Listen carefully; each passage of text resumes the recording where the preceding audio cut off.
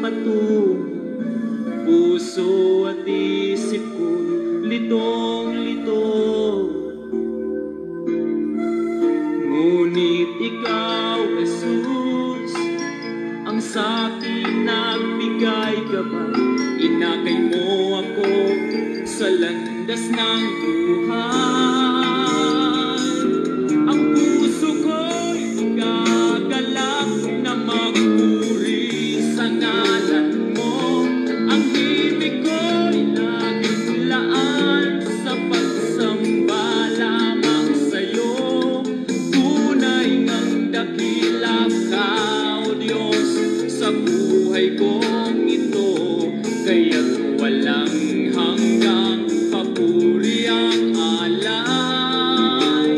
alay ko sa'yo.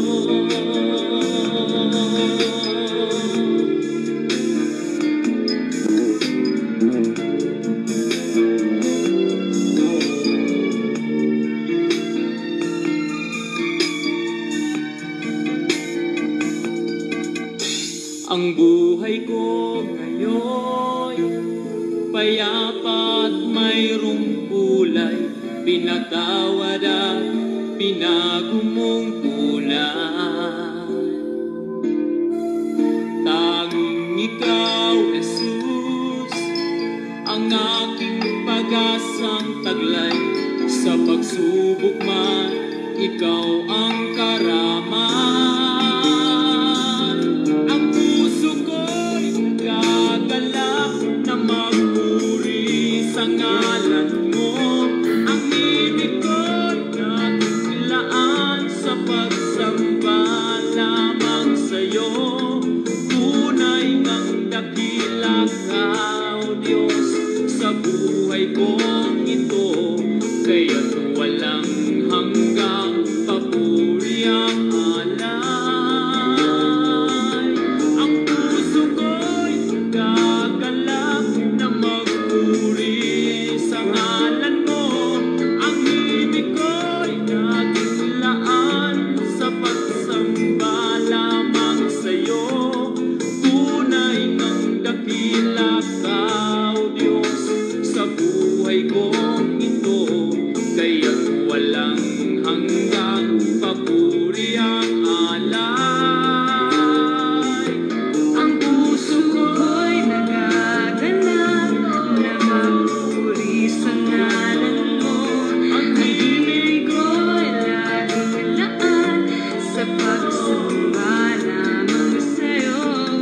Tunay na dakila ka, O Diyos, sa Purihin ang pangalan ng ating Panginoong Hesukristo. Mga kaibigan at mga kapatid, isang mapagpalang umaga sa inyong lahat sa pangalan po ng ating Panginoon. Sa awiting ito na inyo pong napakinggan ay muli pong sumasa inyo ang programang Si Jesus ang Buhay na Pag-asa. Kayo po ay nakikinig sa himpilan ng New Gen FM 100.7. Tayo po ay napapakinggan dito po sa bayan ng Bulan at sa buong probinsya ng Sorsogon. At sa pamamagitan po ng ating page, UPC Bulan Church, tayo po ay napapanood sa ating Facebook Live. Muli, ito po ang inyong lingkod, Pastor Randy Rosari ng United Pentecostal Church Bulan, na bumabati po sa inyo sa pangalan ng Panginoon at nag-aanyaya po muli na tayo po ay magsama-sama sa pag-aaral po ng salita ng Diyos sa umagang ito. Ngayon po ay araw ng Biyernes. Salamat po sa Diyos sa kanyang katapatan, sa kanyang patuloy na ipinagkakaloob na buhay sa bawat isa sa atin. Salamat sa kalakasang pisikal, kapayapaan at bawat pagpapala na ating natatamasa sa buhay na ito o maging mga pagsubok man. Mga kapatid, ang sabi po ni Apostol Pablo, sa lahat ng mga bagay, tayo po ay magpasalamat sa Diyos sapagkat ito ang kanyang banal na kalooban. Purihin ang Panginoon, mga kapatid. Kumusta po kayo? Nawa kayo po ay patuloy na magbukas ng inyong mga puso at kaisipan upang ang mga espiritual na bagay na ipinaglilingkod po natin sa programang ito ay patuloy pong pakinabangan ng inyo pong mga kaluluwa. Ang programang Si Jesus ang Buhay na Pag-asa, ito po ay purely spiritual program na nakadesign to address our spiritual need sa bawat umaga na tayo ay gumigising habang kayo ay nakasubaybay sa programang ito. Patuloy lamang po nating pahalagahan, mga kapatid, ang mga salita ng Diyos. Dahil sa lahat ng panahon, sa lahat ng sitwasyon ng ating buhay, kailangan po natin ang salita ng Diyos. Purihin ang pangalan ng ating Panginoon. Patuloy po tayo sa programang Si Jesus ang Buhay na Pag-asa. Batiin po natin ang lahat ng ating mga kapatiran sa United Pentecostal Church Bulan, sa 3 congregation na ating pong pinangangasiwaan sa tulong at biyaya ng ating Panginoon. Good morning sa ating mga kapatiran dyan sa UPC Magsaysay Bulan. Pagpalain po kayo ng Panginoon, mga kapatid. Patuloy po tayong magsigasig sa paglilingkod sa ating Panginoon. Ganon din ang ating mga kapatiran dyan po sa congregation ng UPC Santa Remedios Bulan. Pagpalain po kayo, mga kapatid, at patuloy na maglingkod tayo na may katapatan sa ating pong Panginoon. Ganon din ang ating congregation dito po sa UPC Iquirino Bulan. Pagpalain po kayo ng ating Panginoon, mga kapatid. At meron tayong mga schedule ng Bible study ngayong araw, mga kapatid. Bukod sa aking schedule, mga kapatid, marami pang mga schedule ang mga kapatiran sa araw na ito. Ang ating Bible study ngayong umaga, mga kapatid, dyan po sa Kasim family, kina Sister Salve Kasim, mamayang alas 9 ng umaga. At meron tayong bagong bubuksan na Bible study mamaya din pagkatapos ng morning Bible study. Si Brother Ruben Gordola ay merong kausap na magpapabukas ng bagong Bible study. Kaya busy po ang araw natin ngayon. At mamayang hapon naman, alas 2 ng hapon, ay may Bible study po tayo dyan sa Barangay Biton, Magallanes. Ayan.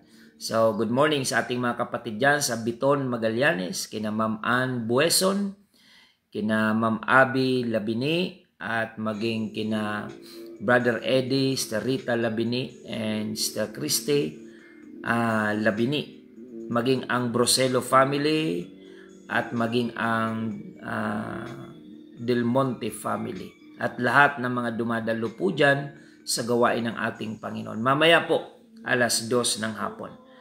At dyan naman sa San Vicente, ay meron ding Bible study po dyan, headed by Sister Nanette and Brother Oli.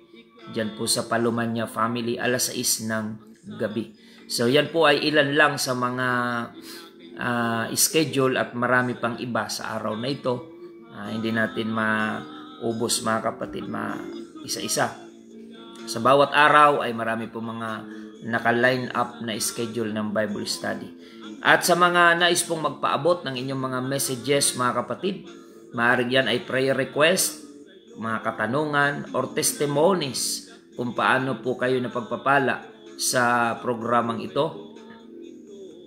Pwede po kayo mag-text o di kayo tumawag sa CP number 0951-932-0038. 0951-932-0038. Yan po ang ating contact number, mga kapatid. At ipinag-aanyaya po namin sa inyo ang ating mga schedule ng pagsamba sa Panginoon na sinasagawa ng United Pentecostal Church Bulan. Meron po tayong 3 batch na pagsamba this week. Bukas, araw ng Sabado, ang ating pagsamba dyan po sa UPC Magsaysay Bulan ay alas 6:30 ng umaga. At dito naman po sa Iquirino UPC Congregation ay alas 8 ng umaga.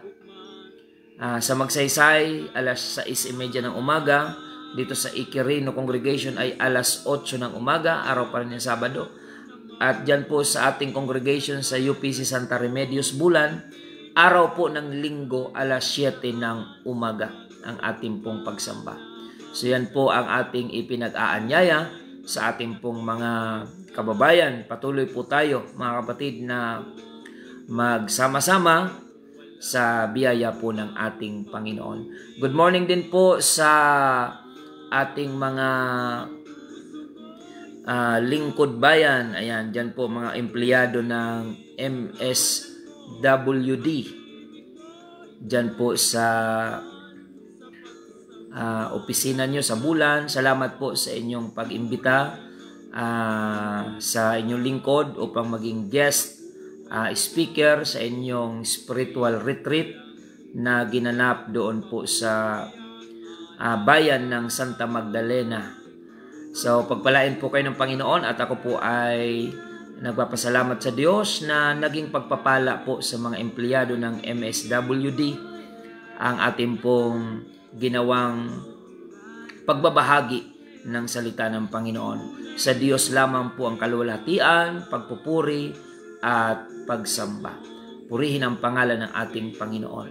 Patuloy po tayo mga kapatid sa ating programa at sulyapan natin saglit ang ilan sa ating mga live viewers mga kapatid. Paki-share na lang po ng ating episode ngayong umaga upang marami pa po ang maabot na mga kababayan po natin online na salita ng ating pong Panginoon. Good morning kay Sister Marlene Golyoso, Sister Lita Sultan, thank you for watching. Sister Jane Ioy, good morning, dyan po sa Zone 7. Sister Angelita Liguro, Sister Maricho Albao sa Masbate, Sister Rebecca Montimor, si Brother Andy Orozco, thank you for watching. Sister Christy Desoyo, Sister Ana May Advincula Neja, dyan po sa Bonifacio, and Brother JR and family, good morning. Sister Evelyn Valencia Punsalan, si Pastora Sheila May Piñaranda ng UPC Sabah, Malaysia. Sister Laura Gumban and family, Brother Edmond, pagpalain kayo ng Panginoon. Maging si Ampi Balingit, thank you for watching from San Fernando, Pampanga. Sister Margie Guetan Isiha, Sister Lisa from UPC Japan, good morning. Si Inday Bodyong Mansinubao, thank you for watching from Saudi Arabia, Al-Kubar. April Santos, good morning. Brother Eric Signa, thank you for watching. Sister Elena Balderrama. Maging Sister Alia Tricia Sadol, Sister Alia dyan po sa Dubai. Pagpalain kayo ng Panginoon. Sister Beth Frenila, thank you for watching. Sister Melody Herrero, Sister Ray Galo Sr., good morning. Sister Presiana Jaime, thank you for watching. Sister Dida San Juan, at si Sister Rene Rose Timike, good morning. Sister Elena Burabo, dyan po sa Bagong Silang, and the whole family, good morning po sa inyo. Si Brother JP Flores sa La Union, at maging si Bernardo Matilde Leda Sidugen, good morning po. Sister Gemma Guelas sa Santa Remedios, good morning. Sister Aida Ramos, si Pastor Joel Tinoco ng UPC Kalawan, Laguna, good morning. Sister Mirna, watching from Kuwait, ayan, OFW, pagpalain po kayo ng ating Panginoon. Praise the Lord. Maging si Sister Judith Tolentino Perocho, good morning, pagpalain po kayo ng Panginoon. Sister Helen De Terra, pagpalain kayo ng Panginoon. Maging si Sister Elena Ocampo, Sister Marilyn Wagas Ayok, thank you for watching. Sister Rose Ann San Juan Pauyo from UPC Pio Duran Albay. Ay, good morning po dyan sa gawain natin sa UPC Pio Duran Albay. Sa pangunguna po ni Pastor Jenny Boy Lagbo ng UPC Pio Duran. Pagpalain po kayo dyan ng Panginoon. maging Sister Lily Banta Verde. Thank you for watching. Sister Regent Chuji ng UPC Japan, good morning po sa inyo. Sister Helen Hailo, ayan, pagpalain po kayo ng Panginoon. At maging si Brother Ronnie Orgaya, thank you for watching. Sister Leali Gonzaga Jaming, good morning. Si Brother Nelson Viesca,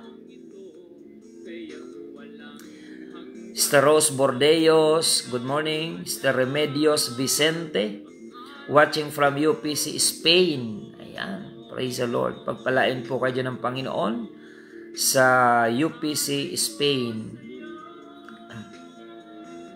Maging si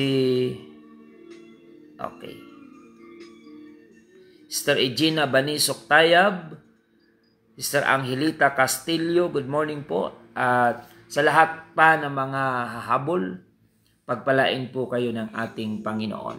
So tayo po muna ay manalangin mga kapatid. Salamat sa mga viewers natin. Paki-share na lang po upang mas marami pa ang maabot ng salita ng Diyos. Ito ang ikampanya natin sa panahong ito. Kung ang mga kandidato ay kinakampanya nila ang kanilang mga pangalan, mga kapatid, tayo po sa programang ito, walang tigil. We've been doing this, mga kapatid, for 23 years na kinakampanya natin ang pangalan ng Panginoong Hesukristo dito po sa ating radio program at ngayon sa Facebook Live program. Wala tayong ibang pangalan na kinakampanya upang ang mga tao ay lumapit. Walang iba kundi ang pangalan ng ating Panginoong Hesukristo, the name that is above every name. Purihin ang Panginoon. Tayo po ay manalangin mga kapatid upang hilingin po natin ang patnubay ng Panginoon sa pag-aaral po natin ng kanyang banal na salita. Tayo po ay manalangin. Panginoong Jesus, kami po ay dumudulog sa iyong harapan ngayong umaga. Nagpapasalamat, dinadakila ka namin Panginoon at ipinagkakaloob sa iyo ang papuri, pagsamba at pagluwalhati. Panginoon, dalisayin mo po ang aming mga puso, gawin mo po kaming karapat-dapat sa iyong banal na harapan sa umagang ito. Pagpalain mo ang aming mga viewers online and our listeners on air. At patuloy na iabot mo po ang iyong mapagpalang kamay sa lahat ng aming mga kababayan, sa lahat ng aming mga viewers, Panginoon, saan man silang panig ng mundo naroroon. Nabukas ang puso sa pagsubaybay sa programang ito. Pagpalain mo ang kanilang spiritual na buhay at maging ang bawat aspeto ng kanilang buhay. Sa mga may taglay na karamdaman, Panginoon, dalangin po namin na ipagkaloob mo po ang kagalingan. Patnubayan mo ng iyong kapangyarihan ang mga nasa madilim na landas.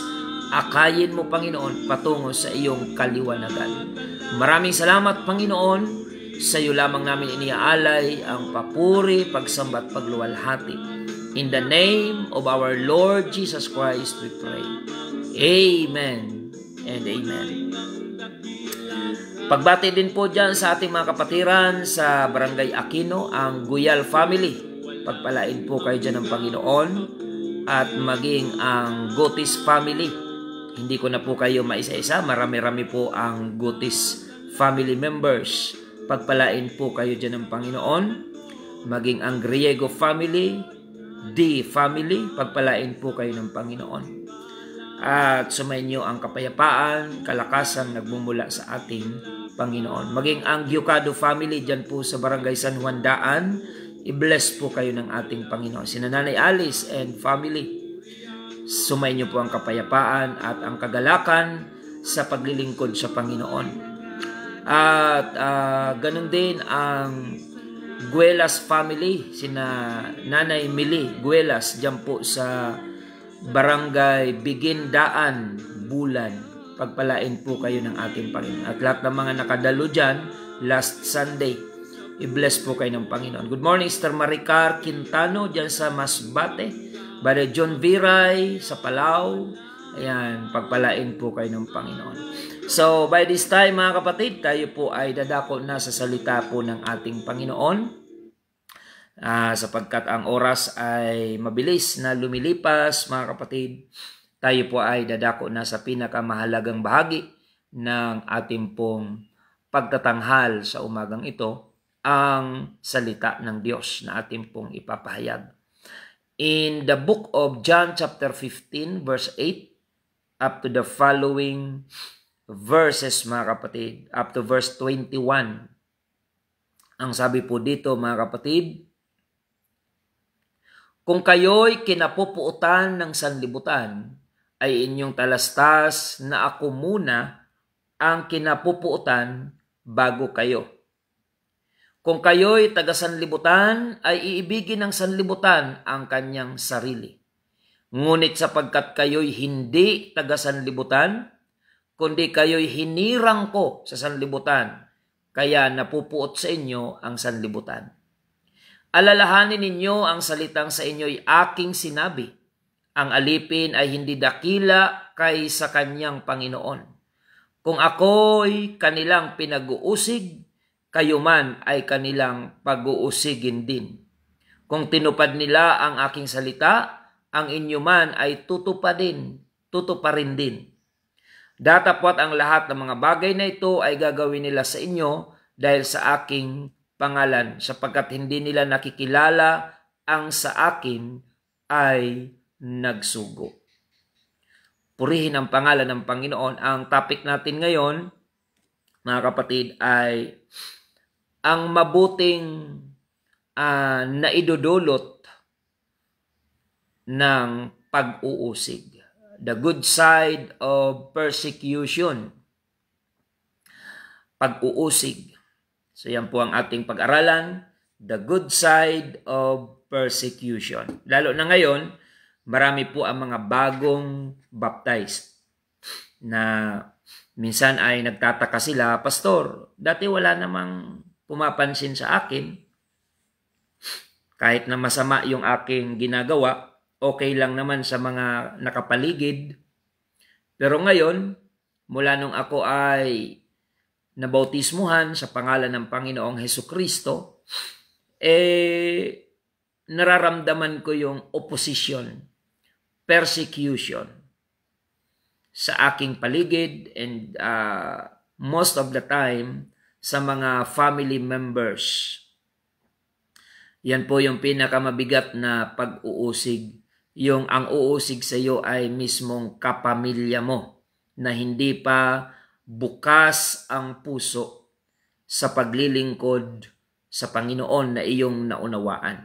So, i-prioritize natin itong topic na ito dahil marami tayong mga bagong baptized at meron pa pong mga decided na magpabautismo na hindi pa po natin nababautismuhan. So, almost weekly ay may mga nagpapabautismo po na nakaunawa ng salita ng Diyos mula sa programang ito. Kaya mahalaga na yung mga newly baptized, dahil dadaanan nila ito, mga kapatid, ang iba ay nadi-discourage, ang iba ay umaatras kapag dumating na ang mga pag-uusig. So nais kong ipaunawa sa inyo that there is a good side in persecution. Merong mabuting bagay. Siyempre, merong advantage, merong disadvantage. Subalit, yung ating bigyan ng focus ngayon ay yung advantage na maidudulot ng tinatawag na pag-uusig. Unang-una, mga kababayan, kapag tayo ay inuusig dahil kay Kristo, lalo tayong dapat makumbinsi na tama ang ating piniling direksyon. Dahil, mga kapatid, ang sabi ng Panginoon, kung ako na Panginoon ay pinag-uusig, kayo man na aking tagasunod ay pag-uusigin din. Lalo na kung dati ay okay naman sa iyo ang lahat, kahit na palasing-lasing ka, okay sila lahat sa iyo. Kahit na pabisyo-bisyo ka, pasuray-suray ka sa kalasingan, pabaya ka sa pamilya, pero okay pa rin sila sa iyo nung mga unang panahon. walang nakikialam sa buhay mo, approve lagi sila sa ginagawa mo. Pero ngayon na nagbabagong buhay ka na, iniiwan mo na ang bisyo, tinatalikuran mo na ang mga bad influence na mga barkadahan. Doon ka ngayon nakakaranas ng opposition, mayroong mamimintas sa'yo, pagtatawanan ka, uusigin ka, lahat-lahat gagawin just to discourage your heart by in doing the will of God. So kapag ganyan ang ating nararanasan, mga kapatid, lalo kang dapat maniwala at hindi ka dapat magduda sa iyong ginagawa na paglilingkod. Kasi kitang-kita mo naman nung masama ang ginagawa mo, okay yung nakapaligid sa iyo. Hindi ka nila in-oppose, hindi ka nila pinagsasabihan, hindi ka nila pinipintasan, okay sila lahat. Yung mga katagayan mo, kainuman mo, wala silang ano pa mang sinasabi laban sa iyo. Pero ngayon na nagbabagong buhay ka na, marami silang sinasabi laban sa iyo. Lalo ka dapat maniwala na tama ka. Dahil hindi ka nila uusigin kung pare-parehas kayo ng ginagawa. Ngayon na ikaw ay nagbabagong buhay na, tumatalikod na sa iyong mga kamalian na ginawa before, at ngayon ay hinahatak ka nila pabalik sa kung saan kang putik ng galing. Lalo tayong dapat makumbinsi na tamang paglilingkod ang nasumpungan natin. Dahil kung maling paglilingkod ang iyong napuntahan, walang uusig sa iyo, walang mag-oppose sa iyo, walang makikialam sa buhay mo kapag mali ang ginagawa mo. Pero once na pinili mong sumunod sa Diyos, sa gitna ng mundong ito na masama at masalimuot, siguradong may mga taong mag-o-oppose sa iyo, uusigin ka. Pero ano ang good side ng persecution, mga kapatid? Dito mo ngayon mapapatunayan, habang ikaw ay inuusig, kung gaano ka kadeterminado na maglingkod sa Panginoon. It is your chance to prove yourself to God and to your environment, how sincere and dedicated you are in serving the Lord. Kasi kung walang mga pag-uusig, wala tayong chance to prove ourselves before God. Isa yan sa mga mabuting na idudulot ng pag-uusig. Pagkakataon mo yan para mag-shine yung pananampalataya mo. Para lalo nilang makita ang iyong determinasyon, na makita nila na ikaw ay hindi basta-bastang bumibigay at nadi-discourage sa mga naririnig mong masasamang salita sa iyong paligid. Kaya doon sa mga newly baptized, huwag kayong magtaka. Pagkatapos na kayo ay mabautismuhan, may mga taong magagalit sa inyo na wala naman kayong maisip na kasalanang nagawa nyo sa kanila. Natural po yan. Si Jesus Christ, naranasan niya yon. At ang sabi ng Panginoon, kung ako na Panginoon ninyo ay pinag-uusig, ganon din kayo, na aking mga lingkod ay pag-uusigin din. Nung si Kristo ay inusig, paano niya hinarap ang pag-uusig? Doon tayo gagawa ng mga, kumbaga, kukuha tayo ng reference. Paano ba hinarap ng Panginoon ang pag-uusig? Hinarap niya ito ng buong puso at may kapakumbabaan. Ni minsan, si Jesus Christ ay hindi pumatol sa mga umuusig sa Kanya. Sa halip, siya po ay nananalangin. Ang sabi niya, Ama, patawarin mo sila sapagkat hindi nila nalalaman ang kanilang ginagawa. At mga kapatid, maging si Apostol Pablo, bago siya maging lingkod ng Panginoon, siya po ay taga-usig. Basahin natin sa Acts chapter 8 verse 1. At si Saulo ay sumang-ayon sa kanyang pagkamatay. At ng araw na yaoy nangyari ang isang malaking pag-uusig laban sa iglesia na nasa Jerusalem. At silang lahat ay nagsipangalat sa lahat ng mga dako ng Judea at Samaria, maliban na sa mga apostol. So yan po mga kapatid. Yung early church in Jerusalem suffered persecution, severe, extreme persecution. Si Esteban, na lingkod ng Diyos, ay binato at namatay. At kasabwat doon, si Saulo, na kalaunan ay naging lingkod din ng Panginoon, na tinawag ang kanyang pangalan na Pablo. Makikita natin mga kapatid kung paano inusig si Esteban. Dahil sa pangangaral ng salita ng Diyos, ang mga tao na nasaktan sa katotohanan ay nagalit at binato siya habang nangangaral hanggang sa siya ay mamatay. Lugi ba si Esteban? Hindi po. Kahit ang naging dahilan ng kanyang kamatayan ay ang kanyang pagsunod sa kalooban ng Panginoon. But in the eyes of the Lord, si Esteban ay hindi talo. Si Esteban ay bayani. Si Esteban ay dapat tularan na handang ialay ang buhay, mga kapatid, upang gawin ang ipinagagawa ng Panginoon. At sa katunayan, yun ang dapat tutularan ng lahat ng mga ngaral sa panahon natin ngayon.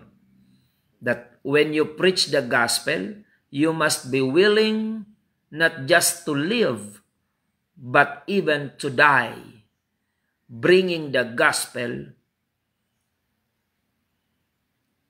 everywhere we go. Mga kapatid, anywhere we go, o saan man tayo pumunta, anuman ang ating sitwasyon, saan man tayong dako naroon, we must be willing to preach the gospel in season or out of season.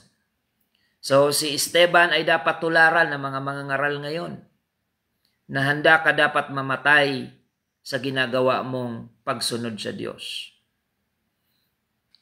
Marami mga ngaral ngayon, handa lang silang pagpalain, pero hindi handang mag-alay ng buhay.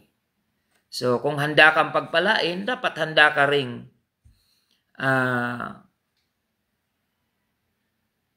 tanggapin ang lahat.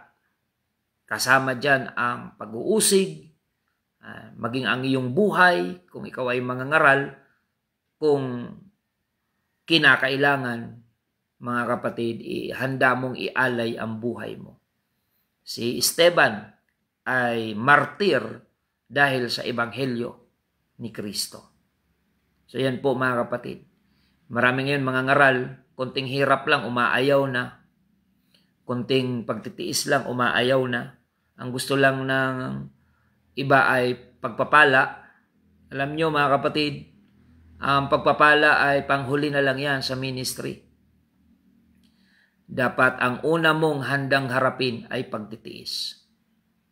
At kapag pumasa ka sa pagtitiis, kahit di ka na humingi ng pagpapala, kusa na yang ibibigay sa iyo ng Panginoon. Pero kung hindi ka handang magtiis, kahit anong prayer mo ng blessing, walang darating sa iyo na blessing. You need to prove yourself. If you are a preacher, prove yourself that you are willing to suffer persecution. You are willing to be persecuted, rejected, alang-alang sa Panginoon. At kapag nakita ng Diyos na pasado ka sa mga bagay na yan, No need to pray about blessing. Because the principle of God is, seek ye first the kingdom of God and His righteousness, and all these things shall be added unto you. Kahit hindi ka na mag-preach ng about blessing, the Lord will bless you. Kapag nalagpasan mo yung mga persecution, testing sa paglilingkod sa Panginoon. Sa kabilang banda, kahit preach ng blessing, bukang bibig mo ang blessing, pag hindi ka naman pasado sa Diyos, walang blessing na darating sa ministry mo. Dahil ang Panginoon, sinusukat niya ang ating mga buhay kung kailan tayo pwede nang pagpalain ng Panginoon. So, mga kapatid, harapin natin kung may mga persecution sa paglilingkod sa Diyos. Ang iba, blessing lang lagi ang hinihingi sa Panginoon. Mga kapatid, hindi mo na kailangang hingiin ng pagpapala. Pag natuwa ang Diyos sa quality ng paglilingkod mo, whether you are a pastor or member of the church, make your God happy about the quality of your service to Him. Pasayahin mo ang Panginoon sa kalidad ng iyong paglilingkod. Proven na yan, mga kapatid. Kapag natuwa ang Diyos sa paraan ng iyong paglilingkod, hindi mo na kailangang magmakaawa sa Diyos tungkol sa pagpapala. Dahil pinangako niya na po yan, that when you seek first the kingdom of God, everything that you need, it will follow. It shall be added unto you. Purihin ang pangalan ng ating Panginoon. So, si Saulo ay converted ito. From being persecutor, he became persecuted. Nung naintindihan ni Saulo ang paglilingkod sa Panginoon, nagkaroon siya ng personal encounter with the presence of the Lord. Mula sa pagiging taga-usig, nabago ang kanyang direksyon. Siya ay naglingkod sa Panginoon and he became persecuted. From being persecutor, naging persecuted po siya. At siya ang nagsabi ng Philippians 1:21, that for to me, to live is Christ, and to die is gain. Para sa akin, sabi niya, sa ganang akin ang mabuhay ay kay Kristo at ang mamatay ay pakinabang. Kailan nagiging pakinabang ang kamatayan mo? Kung ang buhay mo ay nakaalay kay Kristo upang maglingkod. Purihin ang Panginoon. Acts chapter 13 verse 50, datapwat inudyukan ng mga Hudyo ang mga babaeng masisipag sa kamanalan na may mga kalagayang mahal at ang mga mahal na tao sa bayan at nangagbangon ng pag-uusig laban kay Pablo at kay Bernabe at kanilang pinalayas sila sa kanilang mga hangganan. Ayun, pinapalayas yung mga ngaral, mga alagad. Pero ano ang magandang bagay sa pag-uusig?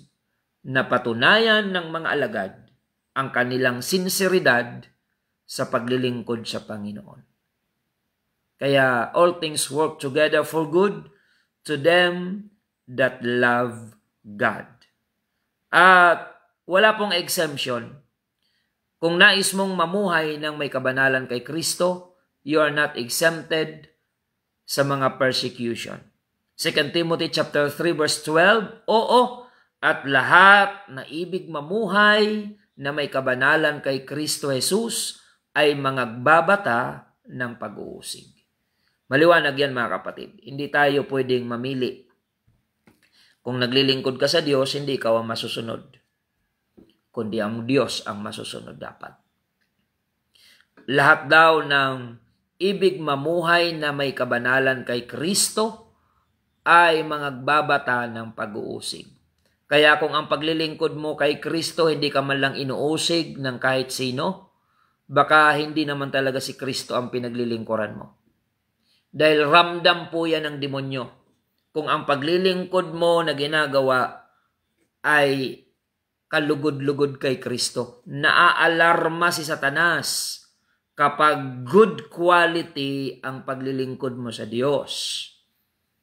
Pero kung pasimba-simba ka lang, kung gusto mo, kung hindi, lulubog lilitaw, ang demonyo hindi naman natitreten sa quality ng ganyang paglilingkod.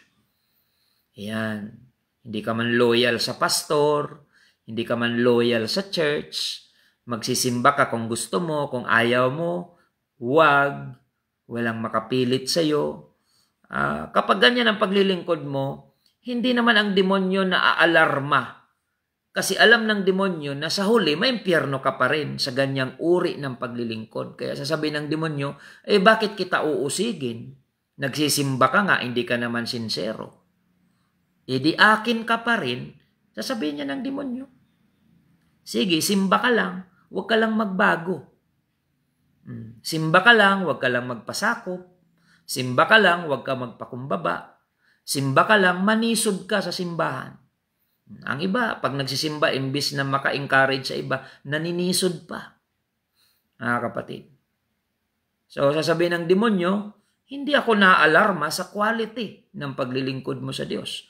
Kaya sasabihin ng dyablo, bakit kita uusigin? Magkakampi tayo. Kaya magtaka ka kung ikaw ay Kristiyano at wala kang pag-uusig. Baka kakampi mo yung mang-uusig. Pero kapag ikaw ay naglilingkod sa Diyos ng buong puso, nagpapakumbaba, nagpapakapuspos ka sa banal na Espiritu, mararamdaman mo na alarmado si Satanas. Very alarming ang iyong quality ng paglilingkod. Masigasig ka sa prayer meeting, masigasig sa Bible study, sa evangelism, masigasig ka sa Sunday service, lagi kang may bit-bit na bisita. Ayan. Nag-visitation ka, kusa to encourage others to be faithful to the Lord. Walang nag-uutos sa iyo, ikaw ay nananalangin, nag-aayuno. Lahat ng ikababanal ay masaya mong ginagawa. Pag ganyan ang quality ng paglilingkod mo sa Diyos, very alarming yan at natitreten si Satanas sa ganyang quality ng paglilingkod. Pero yung mga pasimba-simba lang, mga kapatid, na hindi naman nag-worship sa loob ng simbahan, sasabihin ng demonyo, bakit kita uusigin? Magkakampi tayo. Mga kapatid. So kaya, paalaala sa mga kapatiran, gandahan natin, mga kapatid, ang quality ng ating paglilingkod sa Diyos, na ito ay ituring ni Satanas na threat sa kanyang kaharian. Doon ka ngayon makaranas ng mga pag-uusig. O baka naman sabihin ng iba, Pastor, okay na ito, na papetiks-petiks lang ako sa paglilingkod. Ang mahalaga, hindi ako ginugulo ni Satanas. Oo, hindi ka nga inuusig ni Satanas, pero magkakasama naman kayo sa paghuhukom doon sa dagat-dagatang apoy. Alam nyo kasi, ang kaligtasan, hindi garantiya na member ka ng church. Membership, mga kapatid, ng church ay hindi po yan ang basihan ng kaligtasan. Walang masama na maging member ka ng church, pero huwag mong isipin na dahil kaanib ka, ligtas ka, at hindi ka naman naglilingkod na maayos. Ayusin mo ang paglilingkod mo sa Diyos dahil hindi nakasalalay sa membership list yung kaligtasan. Sa personal relationship sa Diyos, yun ang basihan ng ating pong kaligtasan. Yan, tuloy tayo mga kapatid. Matthew chapter 5 verse 10, mapapalad ang mga pinag-uusig dahil sa katuwiran, sapagkat kanila ang kaharian ng langit. Mapapalad kayo pagka kayo'y inaalimura at kayo'y pinag-uusig at kayo'y pinagwiwikaan ng sari-saring masama na pawang kasinungalingan dahil sa akin. Mga galak kayo at mangagsayang totoo, sapagkat malaki ang ganti sa inyo sa langit, sapagkat gayon din ang kanilang pagkausig sa mga propeta na nangauna sa inyo. Ayan mga kapatid. Yan ang dapat nating maunawaan, kung paano ang mga unang naglingkod sa Diyos ay inusig at nagtagumpay nagpakatatag, ganon ang ating dapat tularan. Habang inuusig ka, magpakatatag ka. Kasi ang iba, pag inuusig, bumibigay. Ayaw na magsimba dahil inuusig.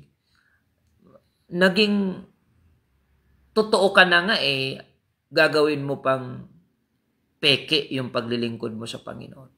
Mga kapatid, ang mga pag-uusig, hindi siya dapat ikatisod ng mga tunay na Kristiyano. Dahil pagkakataon mo yan na patunayan sa Diyos habang inuusig ka na ikaw ay hindi peke na Kristiyano, na ikaw ay kumbaga sa ginto, hindi magbabago ang kulay mo pag ikaw ay pinadaan sa apoy. Ayan. Yung fiery trials and persecution, yan ay makakatulong para mag-shine ang quality ng iyong paglilingkod. Di ba yung ginto? Kahit padaanin mo yun sa apoy, ginto pa rin siya, hindi siya magbabago. Pero kung yan ay kahoy, pag dinaan mo sa apoy, masusunog yun. Pero yung ginto, lalong mapupurify ang ginto the more na pinapaapuyan mo siya.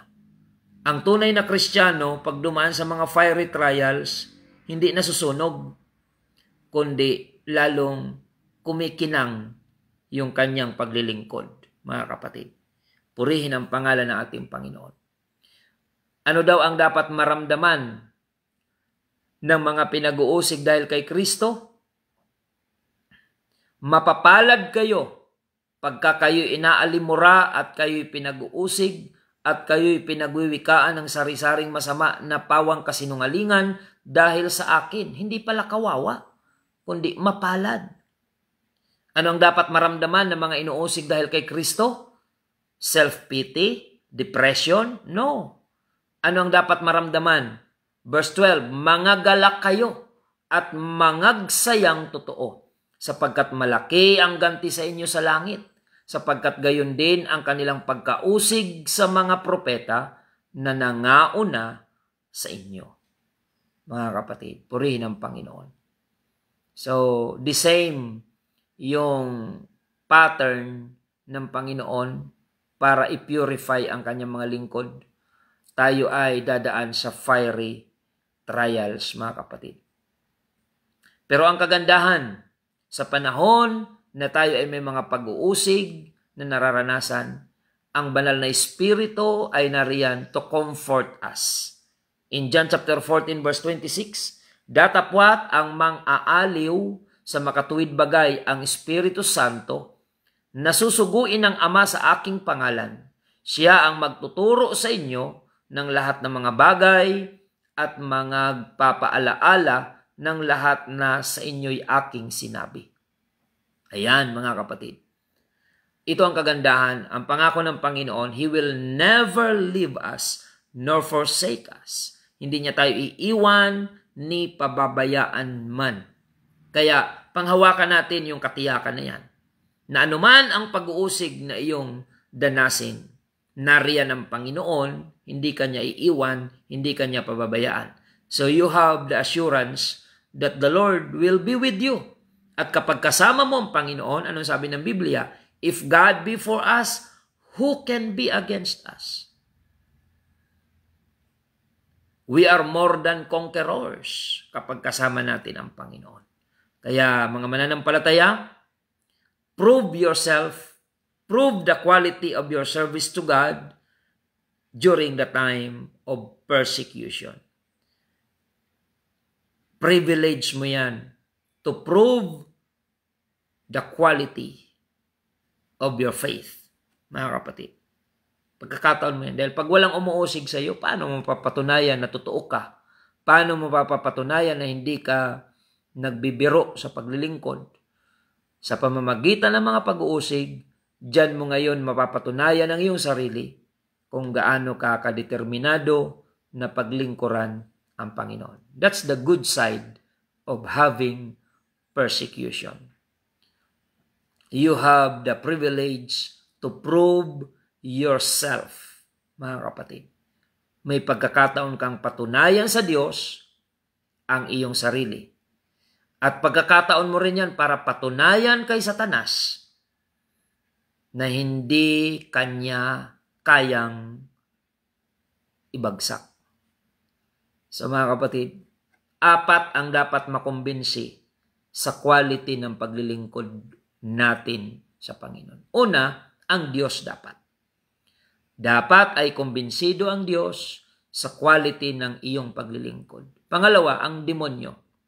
Dapat makumbinsi mo ang demonyo na hindi ka nagbibiro sa paglilingkod sa Diyos. At sa anong paraan? Kahit anong alok ni Satanas, tinatanggihan mo, di mapapatunayan mo kay Satanas na hindi ka nagbibiro sa paglilingkod sa Diyos.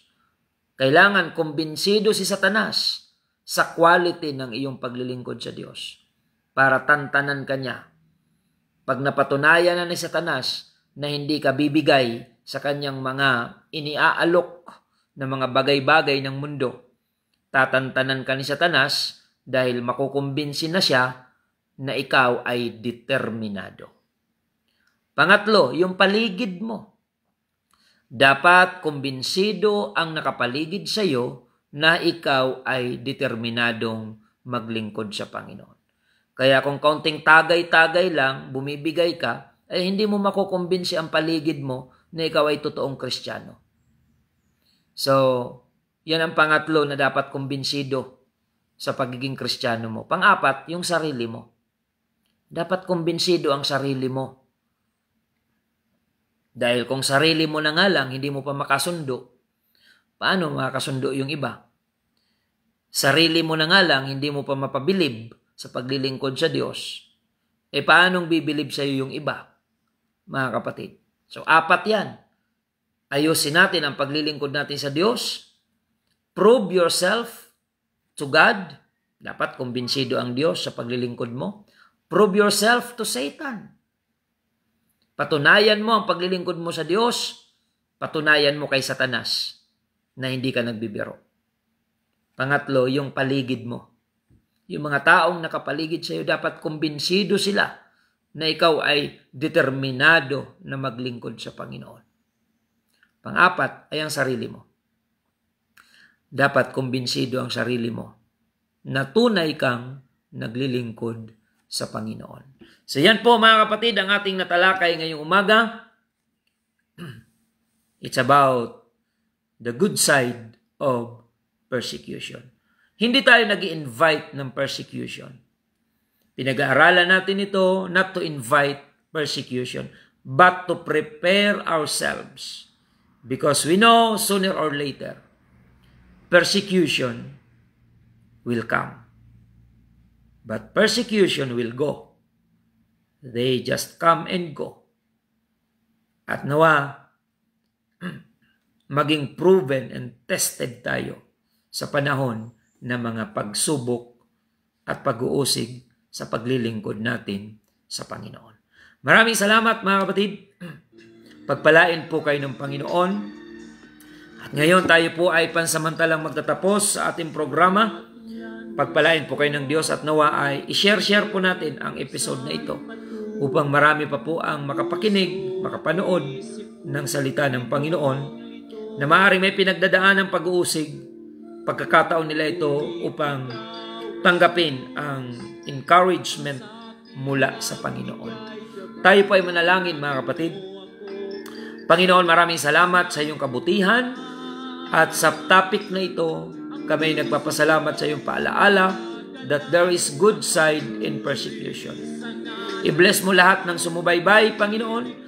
Patnubayan mo ng iyong kapangyarihan at patuloy nilang madama ang iyong kalakasan, ang iyong pagkilos at pagbibigay ng katagumpayan. Panginoon, dalangin po namin ang lahat ng mga nakinig ngayon. Mangusap ka po sa kanilang puso, sa kanilang isipan. Madama nila ang kalakasan ng pananampalataya na nagmumula sa iyo. Yung mga may karamdamang taglay, pagkalooban mo ng kagalingan, Panginoon. In the name of our Lord Jesus Christ we pray. Amen and amen. Mga kapatid, bago po ako magtapos, sa mga nais magpaabot ng inyong mga katanungan, prayer request, testimonies, you can text me at 0951-932-0038. 0951-932-0038. Muli, ito po ang inyong lingkod, Pastor Randy Rosare, ng United Pentecostal Church Bulan na nagpapasalamat sa inyong pagsubaybay at lagi nating tandaan na tanging si Jesus lamang po ang ating buhay na pag-asa.